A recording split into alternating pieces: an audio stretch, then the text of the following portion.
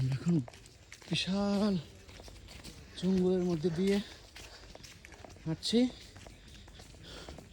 আর এসার আমার খুব কষ্ট হচ্ছে, অনেক জঙ্গল দিয়ে, ঘন জঙ্গল কি এর ইসির থেকে দেখা যাচ্ছে না। লাইভ করবা?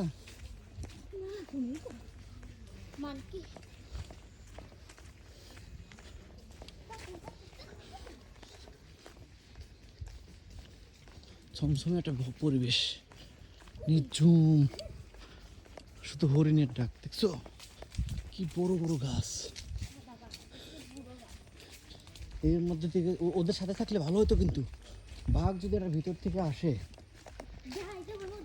একটা বন্দুকে কাজ হবে না। কিন্তু আমাদের সাথে গানম্যান রয়েছে বন্দুক নিয়ে সিকিউরিটির জন্য। নিরাপদে আছি এখনো পর্যন্ত।